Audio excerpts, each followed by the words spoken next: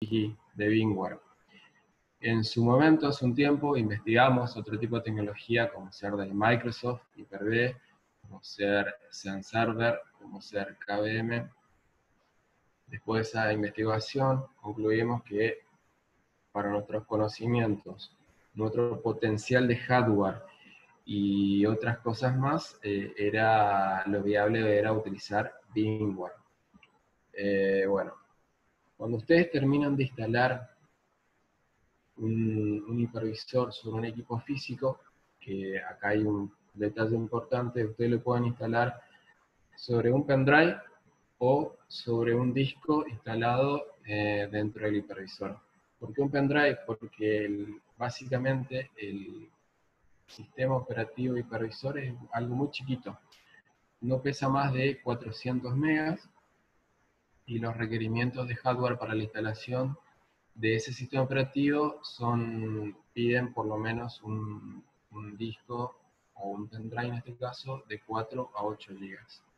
Por ende, por ahí es muy barato, en este caso, instalar el sistema operativo sobre un pendrive y dejar exclusivamente los discos para el montado de máquinas virtuales u otro tipo de datos.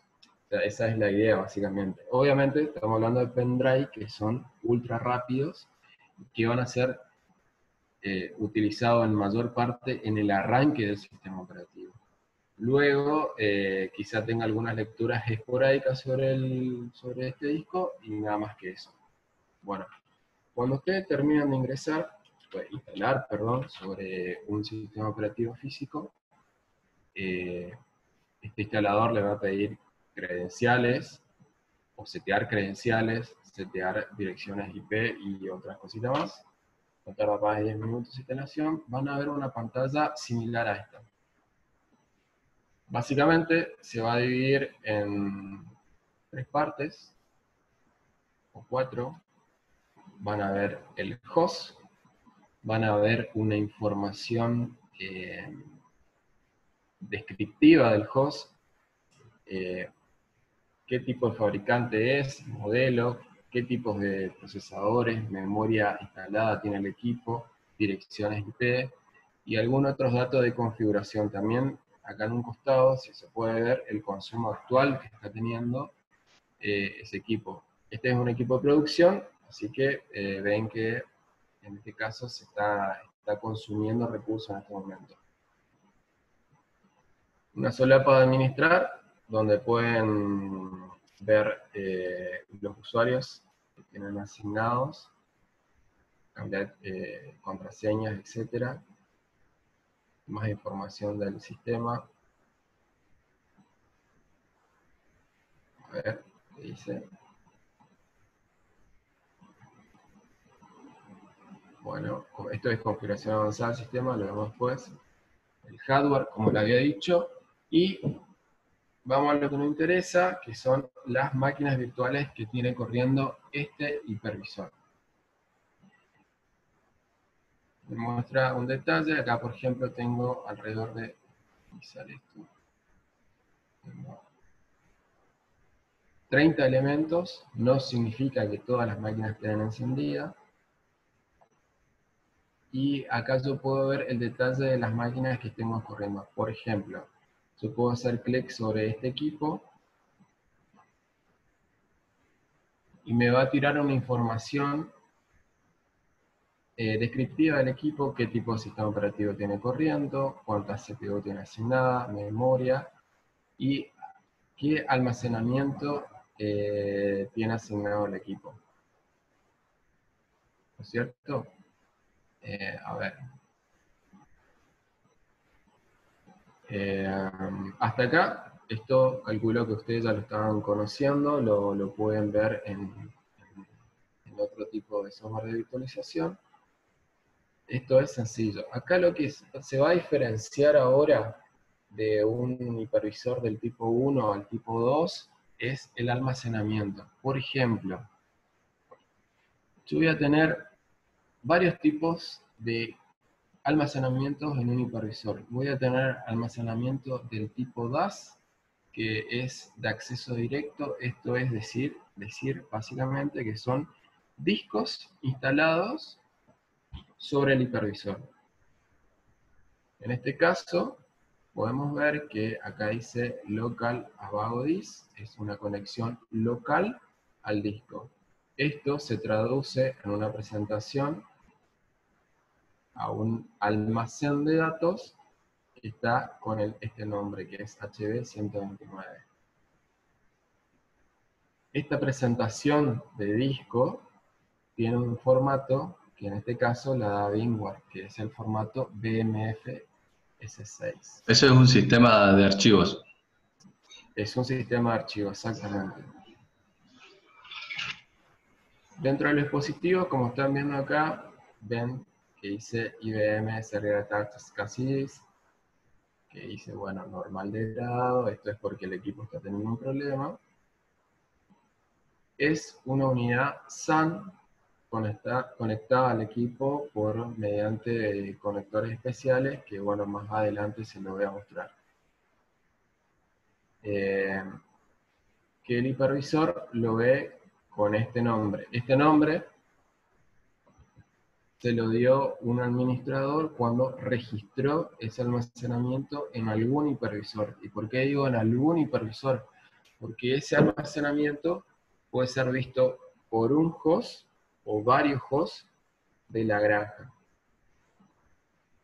¿Se entiende hasta ahí? Esta es la visión de un hipervisor.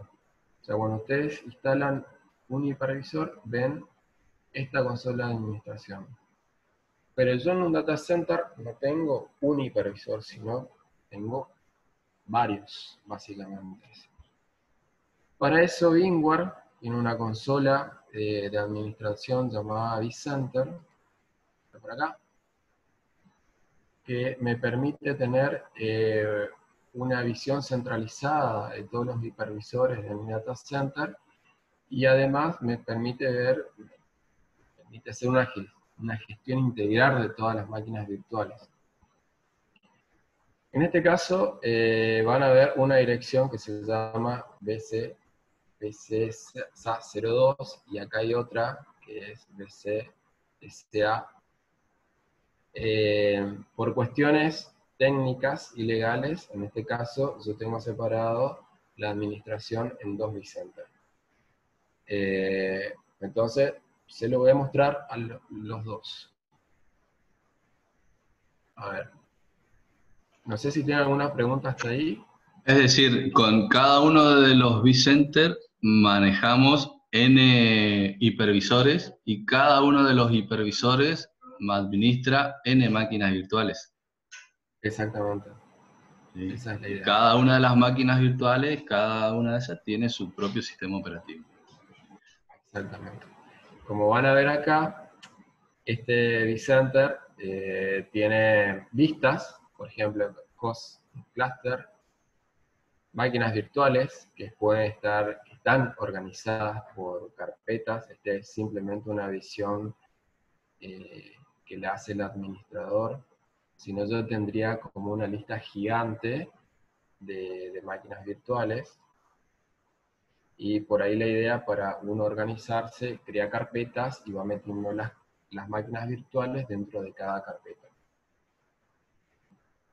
Este vCenter, me olvidé de contar acá, que obviamente me va a dar un bien ingreso, me da una información resumida de lo que tengo. Acá me está diciendo que yo tengo 16 hipervisores, o hosts en este caso, y 149 máquinas virtuales corriendo en este caso.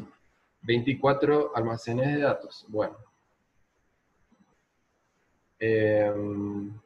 si yo me posiciono en un hipervisor, esto que están viendo acá, obviamente, como decía hoy, me va a dar una descripción del equipo, el modelo, la versión del sistema operativo que tiene instalado. En este caso, por ejemplo, es la versión 6.7.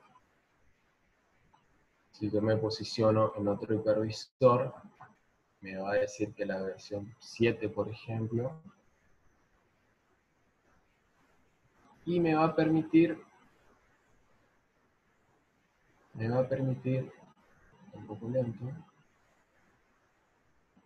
ver las máquinas virtuales que yo tengo corriendo en cada hipervisor. No sé si se alcanza a ver.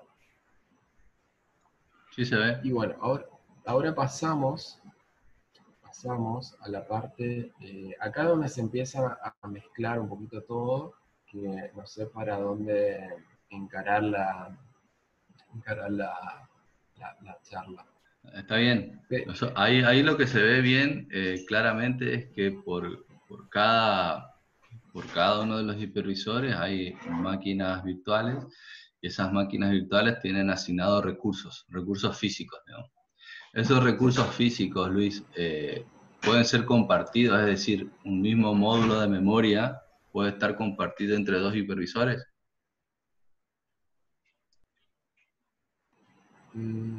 A ver, ¿cómo sería la pregunta? Si en el caso de que yo tengo, por ejemplo, 64 GB de RAM, eh, esos 64 GB de RAM, yo lo puedo sobreasignar en, en, no sé, N servidores. No, no, no. El hardware que tiene instalado un hipervisor lo va a administrar ese hipervisor. Es así. Yo no puedo compartir la memoria ni el procesador hacia otro hipervisor. En el caso del almacenamiento ya es otra cosa que vamos a verlo un poquito más adelante. Pregunto, Sí. cada hipervisor que se crea, que tiene a su vez cada máquina virtual, ¿eso es para dar servicio a una cierta lugar que requiere dicha máquina virtual? Por ejemplo, para dar servicio a Seche, para dar servicio a una escuela, como veo ahí, para dar, no sé, servicio a cada cliente, se podría decirlo, que él lo requiera. Sí, sí. En el caso que vos tengas hipervisores que con distinta, vamos a decir, potencia de hardware, y vos podrías asignar cierta máquina virtual a cierto hipervisor. Eso es cierto, es así básicamente. Si voy a mostrar más adelante, donde el hardware es igual para todos los hipervisores, yo puedo hacer el movimiento de una máquina virtual a otro hipervisor sin problemas.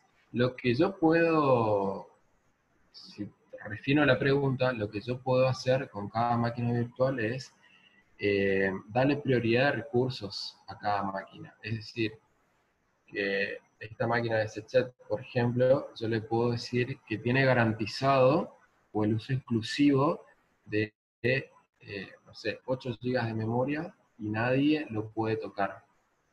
¿Por qué? Porque en el mundo de la virtualización, mi hipervisor puede tener 128 GB de RAM, pero yo puedo tener máquinas virtuales donde la sumatoria de su memoria RAM supere esos 128 GB. ¿Y cómo se logra eso? Eso se logra con tecnologías o inteligencia básicamente de los hipervisores donde comprimen memoria, donde comparten memoria, los sistemas operativos, aunque ustedes no lo crean, hay ciertos módulos o porciones de memoria o objetos de memoria que van a ser compartidos entre los distintos máquinas virtuales. Aplicando todas esas técnicas, aparte del swapeo, no sé si eso ya lo vieron, Sí, ya lo vieron. aparte de aplicar swapeo, todas esas técnicas hacen un ahorro de memoria y yo pueda sobredimensionar eh, la cantidad de máquinas, o sea, sobreasignar recursos, básicamente esa es la palabra. También, Esa era la pregunta, Luis, si se sí, podían sobreasignar recursos. acá está. Y bueno, y después lo mismo, digamos, suponiendo que yo necesito tener el doble de capacidad de almacenamiento secundario en disco. Necesito, ¿cómo hago para, o cómo lo interpreta los hipervisores cuando necesito hacer ese upgrade, digamos, esa actualización física de discos, digamos? Perdón, no entendí la pregunta. Si yo necesito hacer, por ejemplo, agregar 25 terabytes más a todo el sistema. Bueno, eso dependerá de la tecnología de almacenamiento asociada. En este caso, hay varias tecnologías del tipo NFS o NAS, tecnología SAN, o como se está atendiendo hace un tiempo, hace un par de años ya, con tecnologías hiperconvergentes, que en este caso VMware lo implementa mediante vSAN. Por ejemplo, yo le voy a mostrar ahora un almacén de datos. Este almacén de datos va a ser visto por varios hipervisores. Por ejemplo, este almacén DS-06 es simplemente un nombre. Yo le voy a hacer clic acá. El vCenter me va a dar información sumarizada de este almacenamiento. Y yo voy a ver acá en la parte de host, todos los hosts que están conectados a ese almacenamiento. Es decir, que el hipervisor, como ven ahí, el 104, puede hacer uso de ese almacenamiento y el hipervisor 105 también. Si el almacenamiento que está proveyendo a los hipervisores y el storage justamente permite un agrandado de espacio de almacenamiento, los hipervisores van a tomar esa información. Eso dependerá mucho de la tecnología en la cual yo estoy presentando este tipo de storage. Yo lo que le puedo mostrar ahora es un storage del tipo SAN. La tecnología es IBM B7000. Es un storage que en realidad ya tiene su tiempo de uso y ya lo estamos retirando del entorno de producción, pero todavía sigue funcionando. Este storage, como ven acá el grafiquito, es un equipo exclusivamente de almacenamiento. Es lo que hace es proveer almacenamientos a distintos hipervisores o hosts físicos.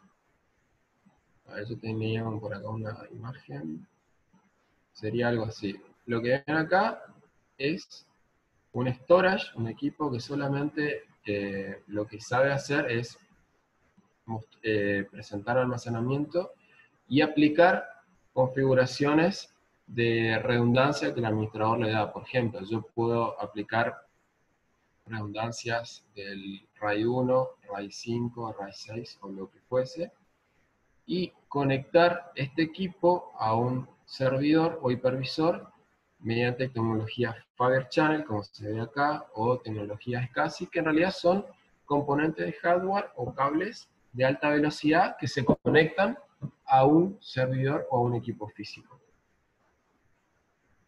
A ver, si vamos acá, yo lo que voy a hacer, esta es la consola de administración de este B7000 o de este SAN.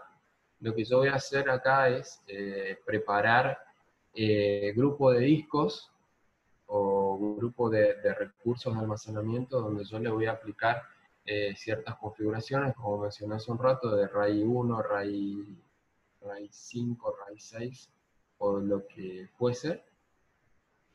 Y una vez que yo tengo preparados esos grupos de almacenamiento, se lo voy a presentar a los equipos virtuales, a los hipervisores. Por ejemplo, como ven acá, Chassis 1 Blade 4, en realidad este es el nombre físico que les damos a un servidor. Y este equipo, por ejemplo, está viendo toda esta cantidad de almacenamiento presentado por el storage.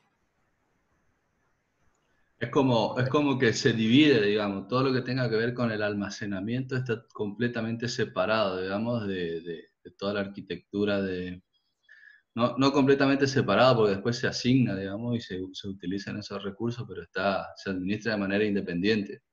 ¿Es así? Exactamente, ese es el concepto. Yo tengo un equipo que lo único que sabe hacer es almacenar datos, y él va a decir, bueno, yo voy a presentar esta porción de almacenamiento, voy a presentar a un servidor, o a dos, o a tres, y esta otra porción de datos que tiene otra configuración, por ahí más lenta, más rápida, o lo que sea, se lo voy a presentar a otro servidor. Y ahí Básicamente, adentro de eso hay máquinas virtuales y hay sistemas operativos incluso, ¿no? exactamente. Entonces, el hipervisor ve ese almacén de datos, ya un administrador de la capa de virtualización lo que hizo es registró ese almacenamiento, la primera vez estoy hablando, y le dio un formato, que es el formato BS5 como se ve acá. Dentro de ese, bueno, una vez que ya está,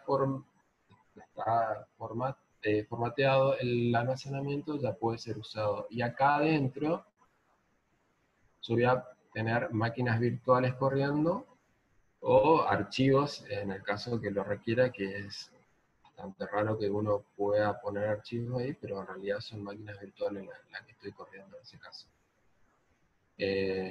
Por ejemplo, en este storage, o en esta porción de storage, si quieren verlo de esa forma, están corriendo estas 4 máquinas virtuales. En este otro storage están corriendo otra cantidad. Y así yo puedo tener varias, a ver, ¿cómo decirlo? Varias configuraciones. Acá tiene un nombre descriptivo, por ejemplo, es el nombre del equipo, y tiene la velocidad de disco, estos son 15.000 revoluciones. En este caso, el mismo equipo tiene otra porción de storage, donde está donde los administradores sabemos que la velocidad de los discos es de 10.000 revoluciones, nada más. Bueno, básicamente esa es la idea con el almacenamiento. ¿Qué me permite tener una administración centralizada y por ahí que el storage sea compartido por varios hipervisores? Hay una cosa acá que no nombré hoy, que por ejemplo,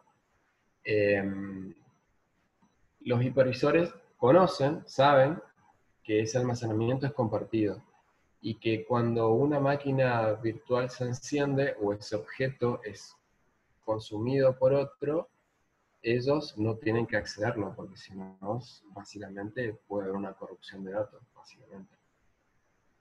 Entonces, lo que hace un hipervisor generalmente es enciende una máquina virtual y hace un bloqueo sobre el objeto, y otro hipervisor no puede venir alegremente y decir, ah, bueno, yo tomo posición de esta máquina y la prendo.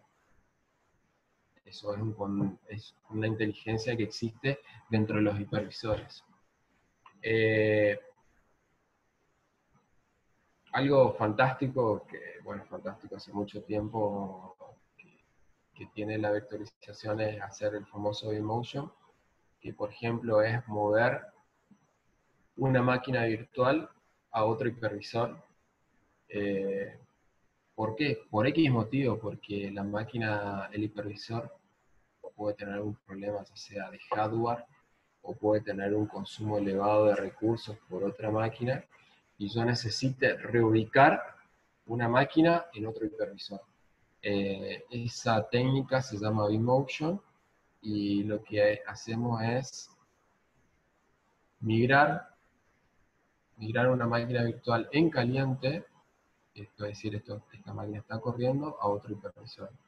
Por ejemplo, yo lo voy a mover del hipervisor 3, lo voy a mover al hipervisor 6, por ejemplo, y el vCenter, en este caso, la consola de administración, se encarga de dialogar con los dos hipervisores, es decir, con el hipervisor 103 y el hipervisor 106, que va a haber un movimiento de una máquina de un lado hacia el otro.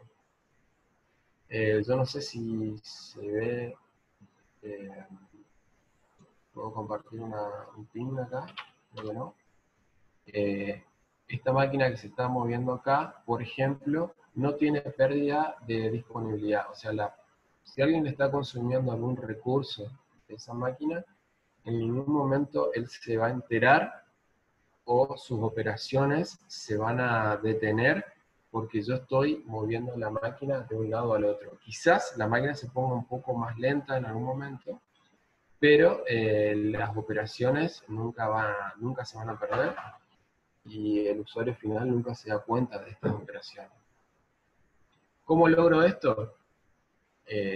Básicamente con almacenamiento compartido y redes o hardware de red de alta velocidad entre los servidores. No sé si se entiende el concepto.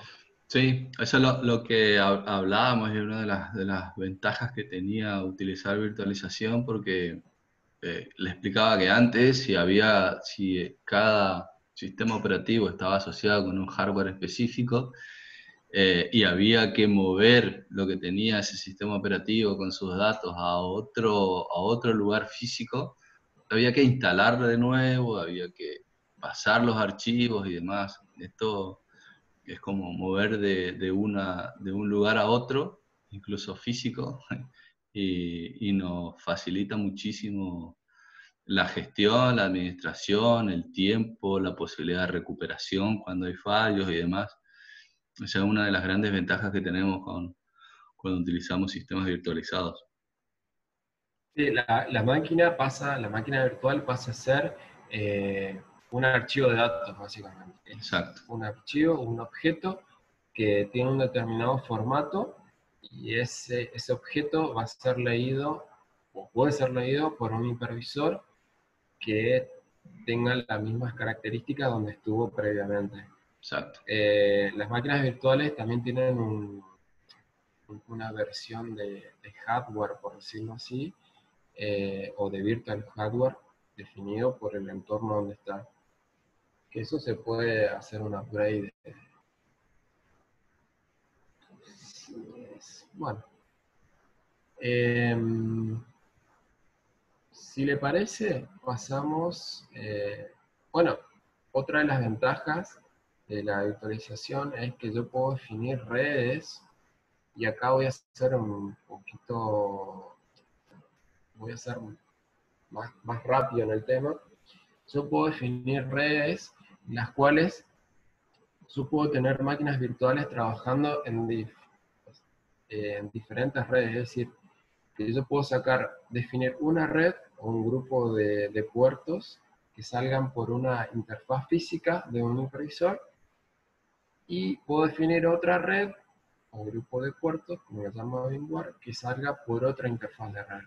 Y las máquinas virtuales que están asignadas a esas redes no se pueden ver o no se van a ver. Entonces yo puedo tener, por ejemplo, si se quiere, máquinas virtuales de diferentes clientes o por niveles de seguridad. Yo no quiero que se vean entre las dos, yo las separo en redes básicamente a nivel de hipervisor. Entonces acá pasamos al concepto de que no estamos virtualizando únicamente la máquina, sino que estamos virtualizando la red. Bueno, paso al otro vCenter, donde tengo definido la tecnología de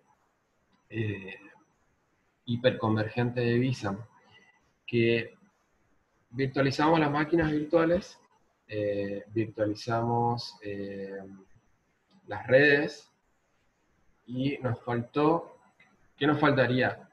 Virtualizar el almacenamiento. Entonces, nace el concepto de hiperconvergencia con eso, y yo lo que se pretende hacer es que el almacenamiento ya no sea un equipo físico el que nos esté dando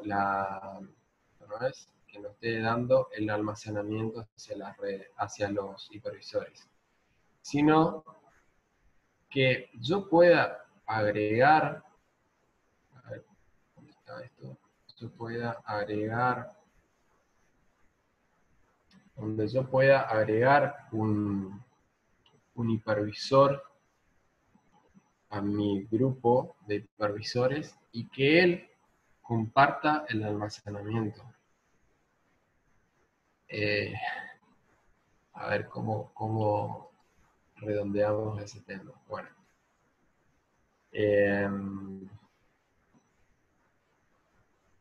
La idea es, compartimos proceso con vMotion, segmentamos las redes y ahora la idea es formar un gran almacenamiento y este gran almacenamiento es formado por los diferentes discos. Luis, ¿vos dejaste de compartir? Sí. Perdón. ¿Dejaste de compartir tu pantalla? A ver.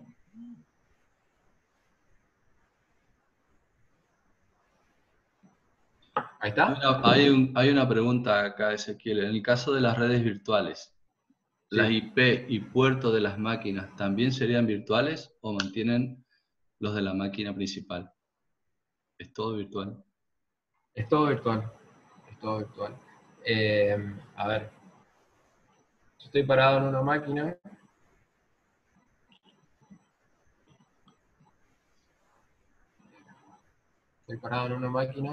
Y si yo tengo instaladas las tools de la máquina, la VMware Tool, el vCenter o el hipervisor, la consola de hipervisor me va a mostrar las IP que tiene asignadas, porque dialoga con la máquina virtual. Esta es una IP asignada dentro del mismo sistema operativo y es vista por todo el data center. No sé si se entiende. Esa es la idea básicamente. Pero esta máquina está asignada a esta red VM Network. Diferente el caso yo voy a ir para abajo. Aquí, por ejemplo.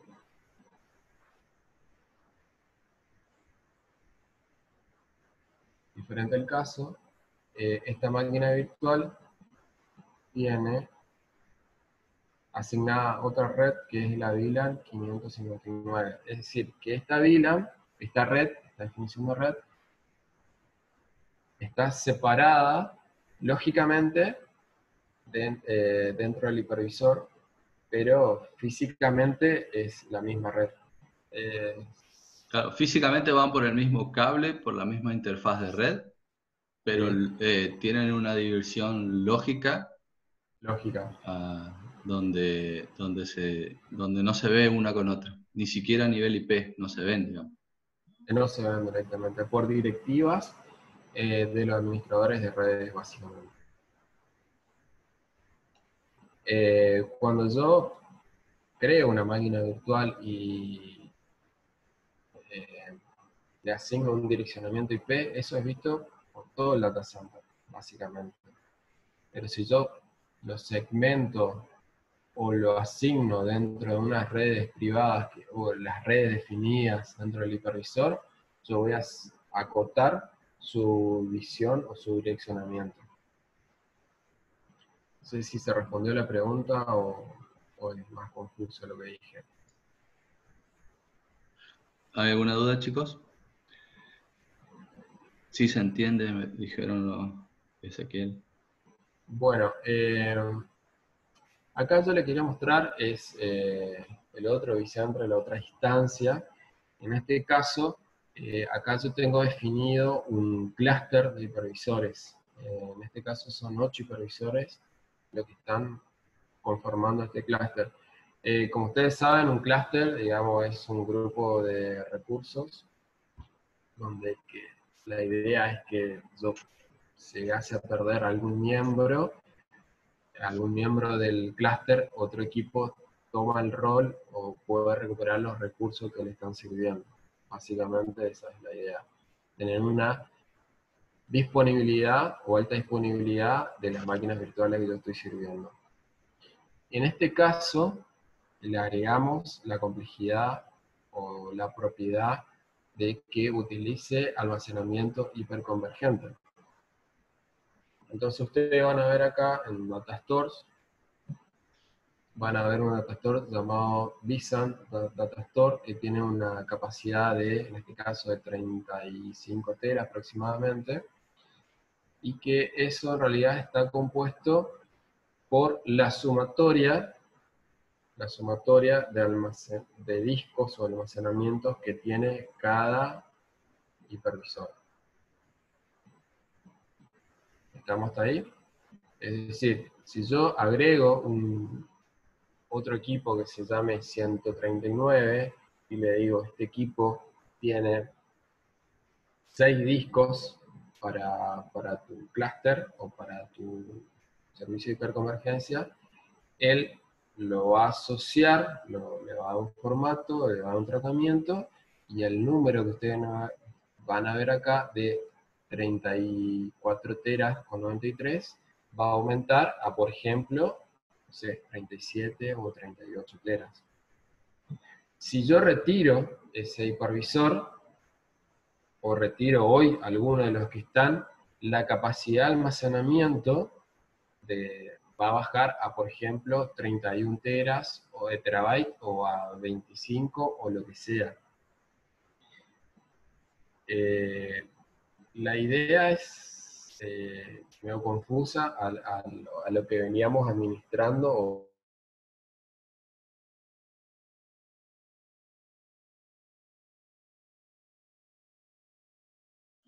Luis, hay una pregunta.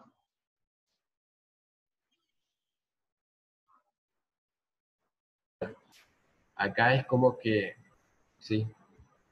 Luis, hay una pregunta, dice, si usan alguna VPN en todas las máquinas virtuales, ¿puedo tener IP de diferentes países pero que pertenecen a un mismo hipervisor? Creo que hay una, a ver si entiendo la pregunta. Una red privada virtual es independiente, digamos, de la IP que tiene. ¿Está? Puedo tener IP de diferentes países, pero que pertenecen a un mismo hipervisor. Al ser todo virtualizado en el hipervisor, se le puede poner cualquier IP, digamos. Y depende de lo que se haga o lo que se necesite, incluso puede ser, no hay restricción ahí, digamos. La IP es un nombre, es una dirección que básicamente es lógica, digamos. Después hay jerarquías físicas a nivel países, digamos, pero eso no impide que yo pueda poner cualquier IP. De ahí a que yo ponga una IP de España y que los servidores de España busquen esa IP y resuelvan que está en Argentina, eso ya es otra cosa. Profe. Sí, por ahí no sé si contestamos la pregunta o contesté. Sí. A mí, digamos, lo que me surgió la duda es si teniendo esas IP virtuales desde una máquina que está por fuera de esa red virtual, se puede acceder, bueno, no acceder, sino se puede encontrar esas máquinas con esas IP que en realidad no existen, digamos, en la realidad, sino son virtuales. Sí, porque una máquina virtual se va a presentar al switch, al router, como con una MAC y con una dirección IP, y eso va a existir y va a ser accedido de cualquier parte de la red donde está, donde pueda ser consultado o accesible en este caso. Supongamos que todas las máquinas son accesibles con mi PC. Yo estoy ahora en la empresa, por ejemplo, tengo una IP 10368X, y la red de data center o de máquinas virtuales tiene la 10.2 algo. Entre ellas se ven y no hay problema. A ver, vamos.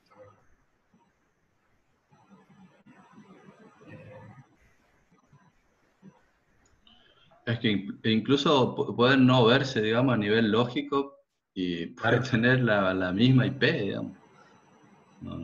Sí. sea, yo puedo hacer lo que quiera con eso, básicamente. A ver, yo estoy dentro de la consola, voy a acceder a la consola de una máquina virtual, ¿no es cierto? La consola de una máquina virtual es como decir que estoy parado frente a una PC o,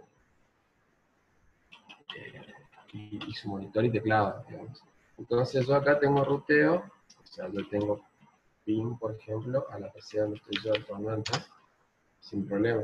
¿Por qué? Porque los administradores de redes permitieron que yo pueda acceder a esta máquina virtual o a este direccionamiento IP. Conclusión, a ver si somos más claros.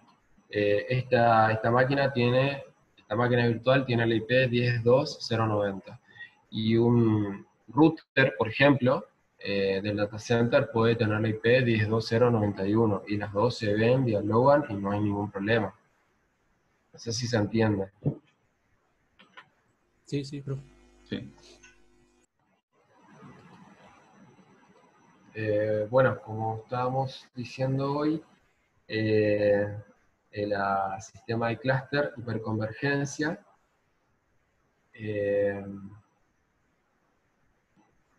yo lo que le decía es que, con respecto al almacenamiento, que si yo retiraba un host del clúster, yo perdía almacenamiento. Es decir, estos 34 bajaban a 29 o 28, no recuerdo el número. Ustedes me dirán, güey, ¿por qué, digamos? ¿Qué pasa? Porque cada hipervisor presenta almacenamiento al clúster o aporta almacenamiento al clúster. ¿Y dónde está la redundancia? ¿Qué pasa con la redundancia de datos? La redundancia no se da a nivel presentación de almacenamiento o de LUNs, en este caso, sino se da a nivel definición de máquina virtual. Entonces, cuando yo defino una máquina virtual, por ejemplo, yo voy a decir que su almacenamiento tiene una directiva en particular. Acá tenemos editar el paper hardware, por ejemplo, y yo voy a definir dentro de su disco asignado, le voy a aplicar una directiva de almacenamiento, que es la que ven acá, que es vSAN Default Store Policy. En realidad, digamos, por definición o por default, lo que hace es hacer un RAID 1 con cada máquina virtual. ¿Qué significa hacer RAID 1? Hace una copia de cada máquina.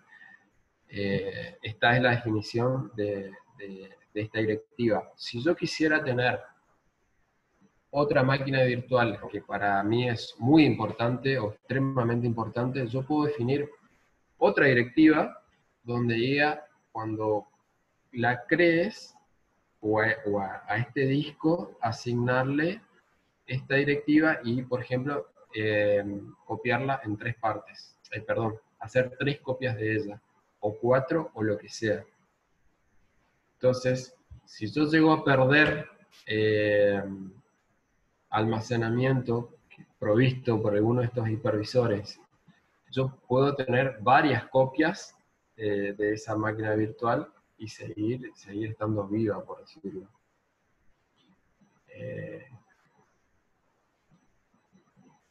Ese es el concepto de vSAN. Por ahí es mirarlo no de una forma tradicional, pero trabaja de esa forma. No sé si tienen alguna pregunta con eso.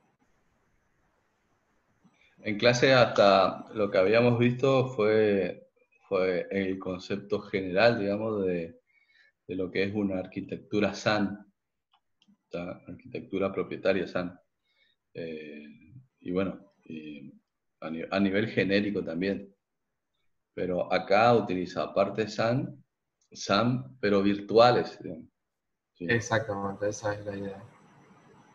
Y por ahí cambiar el concepto de lo que es la definición de la presentación de las LUM, o como decir la categorización ¿Qué o la sería configuración de una LUM, digamos. ¿Qué sería una LUM, Luis?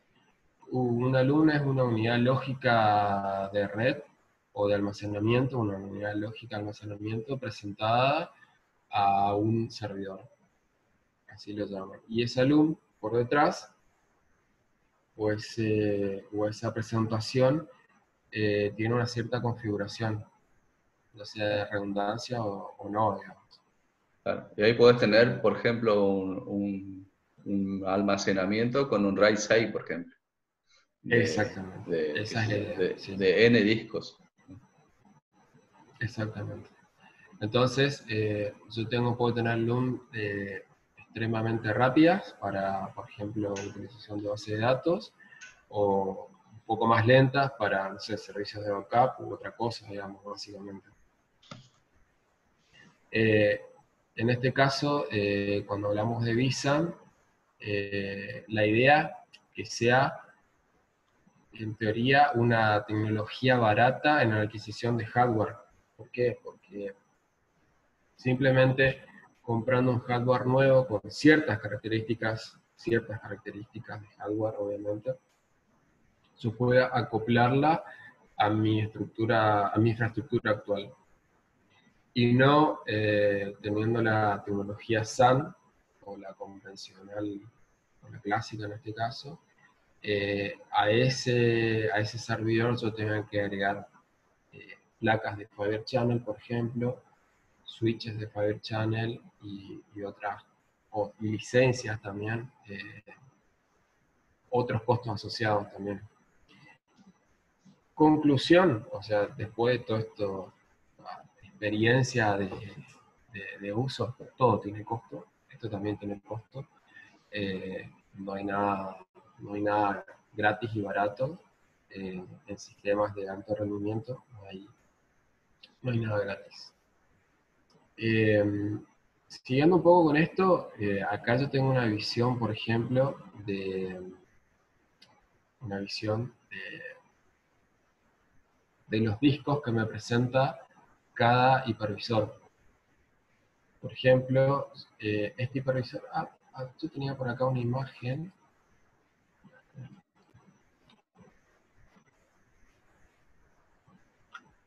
Este hipervisor que están viendo ustedes acá, es una tecnología particular porque es un servidor como este, que lo están viendo acá, una imagen. Es un servidor que en realidad es solamente un chasis, donde en este chasis hay cuatro servidores. Es decir, hay 4 placas de estas, están metidas acá, en este equipo. No sé si te entienden. Y el frente, Sí. tengo colocados todos estos discos. ¿Qué pasa si se quema un disco de ahí? Bueno, el hipervisor avisa, en este caso, y me da la posibilidad de retirarlos. Yo tengo que venir acá a la administración o la configuración y decir, este disco que está acá, yo lo puedo retirar con una opción. ¿Es necesario detener algo? No, no es necesario, simplemente se le informa al hipervisor que ese disco va a ser retirado si es que antes él ya no lo retiró porque está fuera de línea, por lo que sea, digamos. Está. Y una vez Hay que se otra, retira, se modifica y se restaura solo el sistema completamente. exactamente, hay otra cosa que está muy buena, eh, que a nivel de vSAN, yo lo que puedo hacer es usar desduplicación y compresión.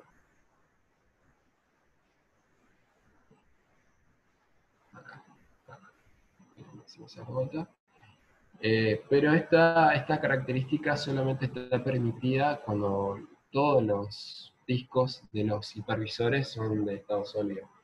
En mi caso, en nuestro caso de Tom, mejor dicho, yo tengo una estructura híbrida entre disco de estado sólido y disco magnético. Por lo tanto, no sería conveniente utilizar técnicas ni de duplicación ni compresión, digamos. Según Bingware, esto ahorraría entre un 30 y 40% del almacenamiento si yo hago una compresión de máquinas virtuales. ¿Y en el rendimiento, Luis? Y no es afectado porque, en teoría, los discos de estado sólido son entre 100 veces más rápidos que un disco magnético. O sea, ¿es conveniente hoy por hoy utilizar discos de estado sólido? Sí, y la tecnología ya evolucionó a discos de estado NAND, si no lo pronuncio bien, que son discos un poco más rápidos que los estados sólidos. No solamente nos quedamos en discos de estado sólido, sino que las placas que conectan al disco de estado sólido con la placa madre y con el procesador también van creciendo en caché y velocidad. No solamente el disco tiene que ser rápido, sino el canal de comunicación que hay entre la placa madre, procesador y memoria, digamos, que eso lo estuvieron viendo ya seguramente. Y la confiabilidad, Luis, porque fue una de las cuestiones por las que no se aceptaba tanto un disco de estado sólido. Y hoy la arquitectura, o sea, perdón, la tecnología está totalmente madura y directamente todos los equipamientos nuevos, servidores, perdón, son todos estados sólidos, básicamente. Bien.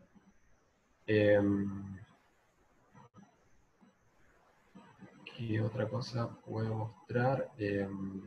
Hola Luis, ¿cómo te va? Sí, Hola ¿qué Leandro. tal? Leone.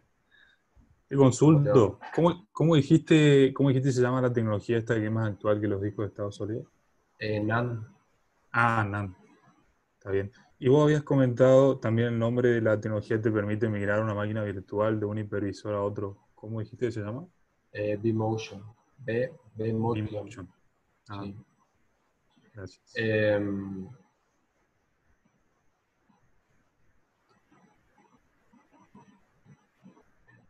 No sé, ¿alguna otra pregunta? Que me estoy olvidando de mostrar.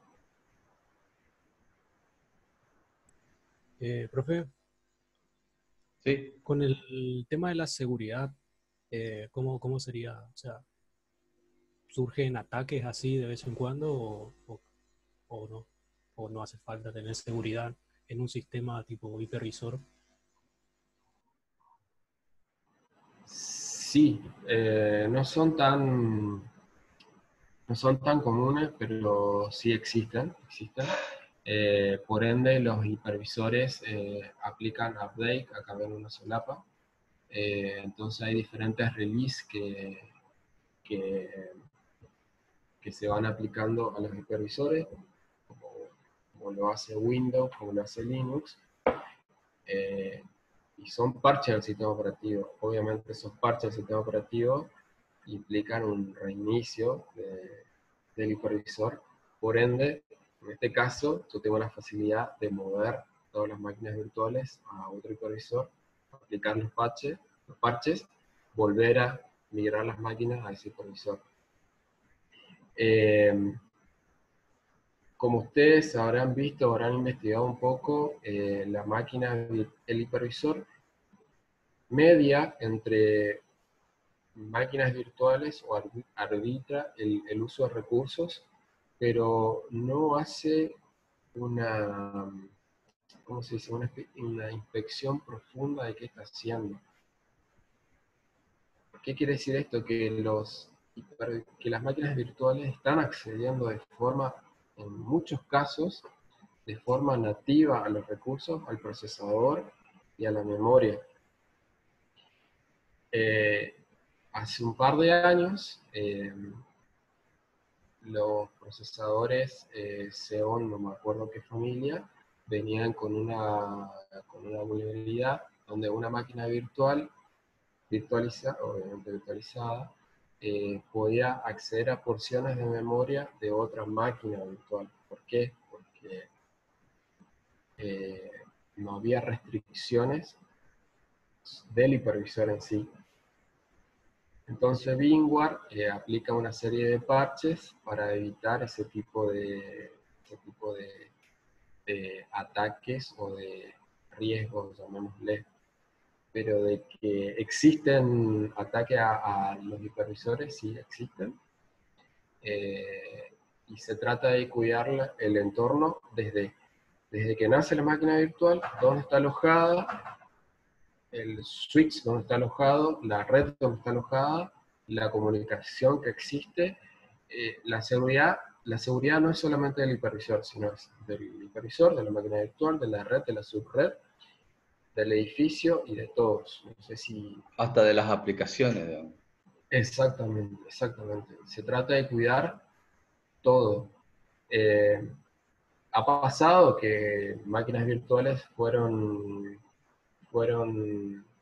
hackeadas, por decirlo así, o se le instaló un software malicioso y empieza a consumir muchos recursos y empieza a elevar el consumo de CPU, volviendo al hipervisor lento, entre comillas, pero afectó el uso de recursos, no afectó la máquina virtual que estaba al lado, no sé si se entiende. Hay diferentes tipos de ataques o de problemas. Uno de los más graves fue el ataque con un ransomware por ejemplo, el data center de Telefónica, que fue muy, muy famoso. Y bueno, bloqueó, creo que tenían Zen Server, no era tecnología VMware, pero también afectó a todo el hipervisor, digamos, por ende a las máquinas virtuales que estaban dentro. Todo un problema. Sí, en el caso, tengo entendido que el ransomware ataca tecnologías Windows, por eso hoy los sistemas de backup vamos a llevarlo a tecnologías NFS ya, tecnologías con Linux o otro tipo de FreeNAS, por ejemplo, sacarlo de que es Windows para llevarlo a NFS. Yo no mostré, pero también los hipervisores pueden tener como storage un NFS, como este que ven acá. Yo no lo utilizo para producción, ¿por qué? Porque mi red no es... Hay dos cosas, la red tiene que ser muy veloz, estamos hablando de redes de por lo menos 10 GB, y el almacenamiento donde está montado ese NFS o ese NAS o lo que ustedes quieran llamarlo, también tiene que ser rápido. Bueno, en este caso, nuestra red es de 10 GB, pero el servidor NAS es lento. Por ende, ¿para qué lo ocupamos? Para hacer repositorio de ISOs o de logs, básicamente. Como yo le había dicho en principio, los hipervisores están instalados sobre un pendrive. Entonces yo no voy a mandar los logs al pendrive, lo voy a mandar a otro almacenamiento, que en este caso es un almacenamiento de red del tipo NFS.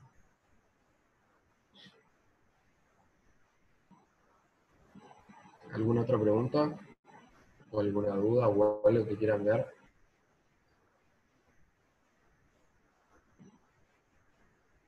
No, por ahora no.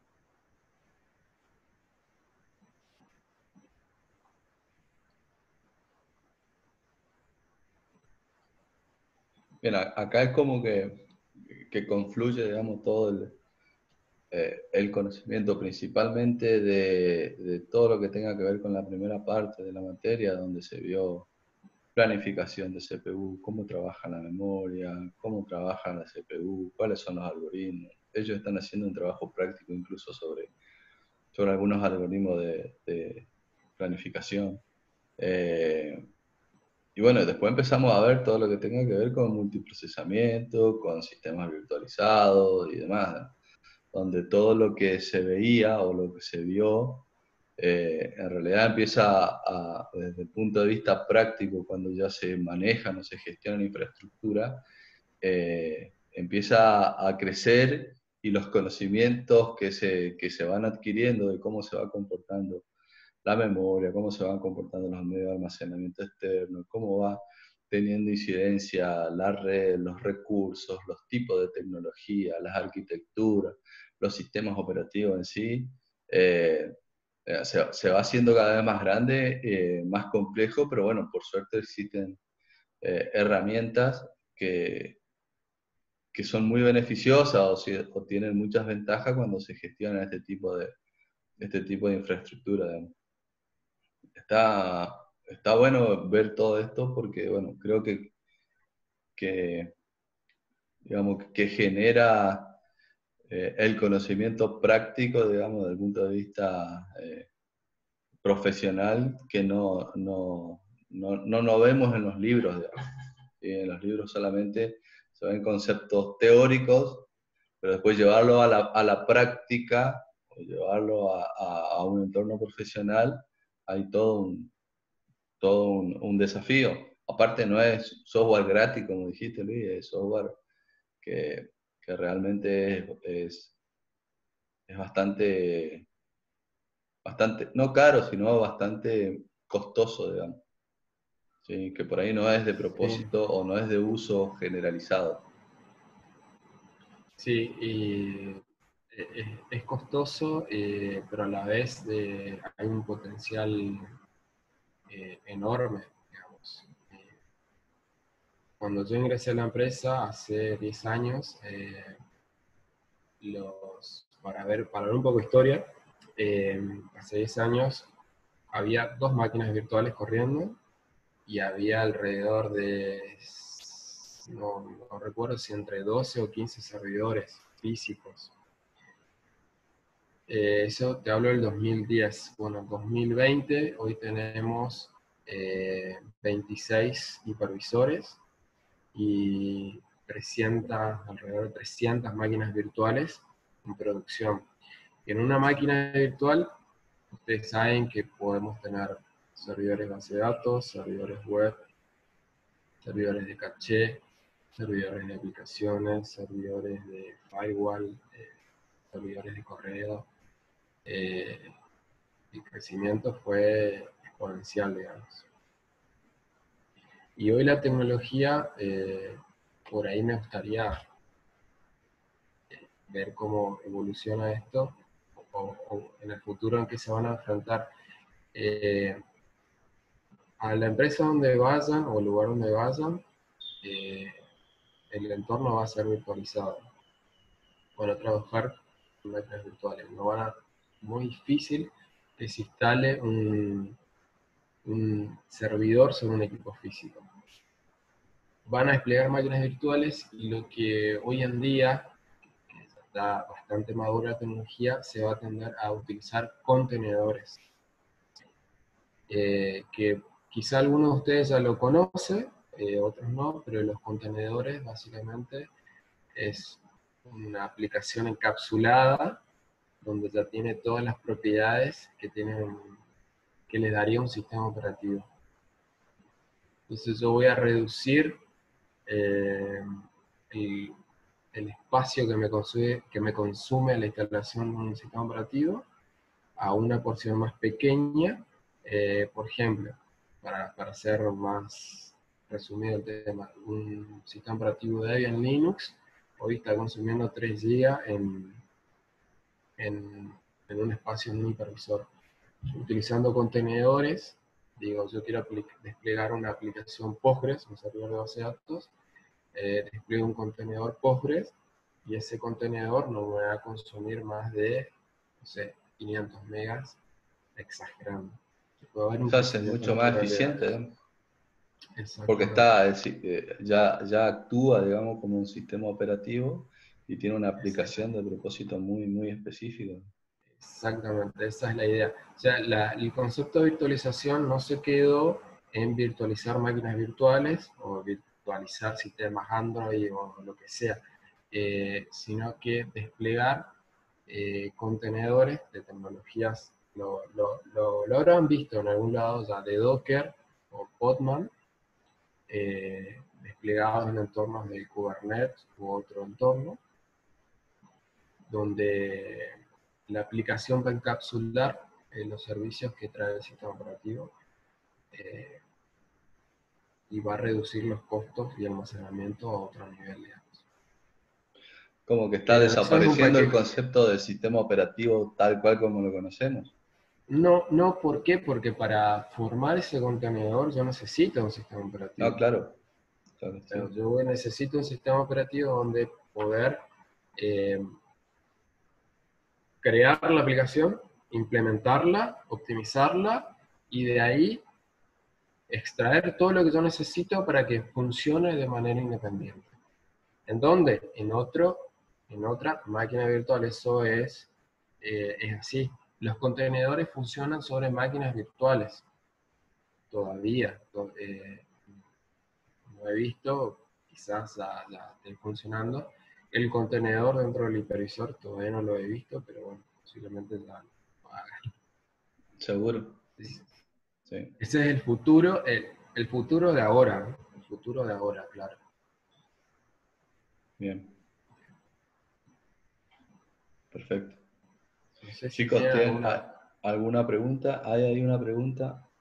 Eso sería para optimizar los casos en los que los usuarios le van a dar un único uso a la máquina virtual. ¿Algo así? Pregunta Brian. ¿Cómo? ¿En qué sentido? Cuando Supongo que hablamos de habla de los contenedor. contenedores, ¿sí? Sí, sería como para optimizar los casos en que los usuarios le van a dar un único uso a la máquina virtual. Como por Y ejemplo, en realidad puede ser múltiples casos, digamos. Hay que estudiar el entorno, hay que estudiar la solución y ver dónde aplicarlo, porque podemos aplicar a escenarios donde en realidad esto está asociado a la computación distribuida y escalable, donde yo necesito potencia de cálculo o potencia dinámica, por decirlo así. En- si hablamos de sí, servidores web, por ejemplo, hablamos de servidores web, un servidor Apache puede atender en promedio, estoy hablando en promedio, 600 solicitudes por segundo hits. Estoy hablando de un promedio general, porque eso va a depender mucho de la aplicación que está construida.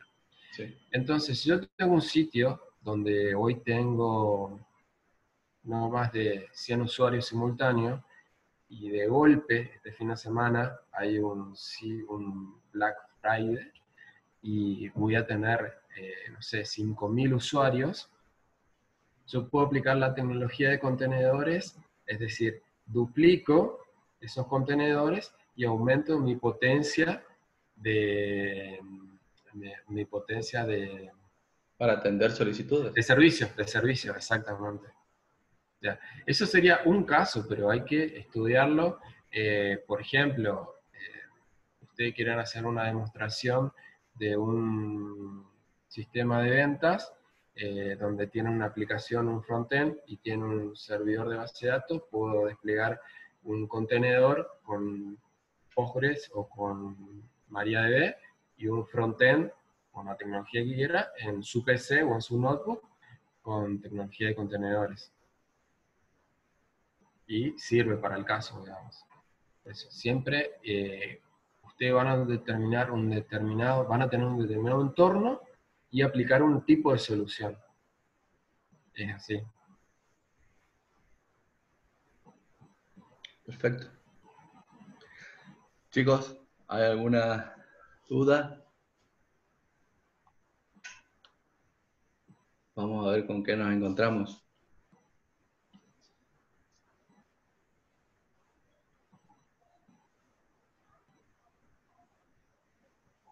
Bueno, no sé. ¿No? Bien. Acá me olvidé mostrar también que, bueno, acá Hypervisor tiene un monitor de performance donde yo puedo ver el consumo CPU, memoria, disco, diferentes grafiquitos. Esto a nivel de hipervisor. Si yo me paro a nivel de máquina virtual, también voy a poder tener un monitoreo.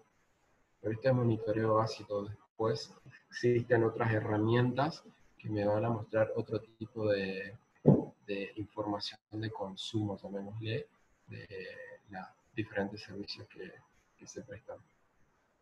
Perfecto. Está muy bueno, muy interesante.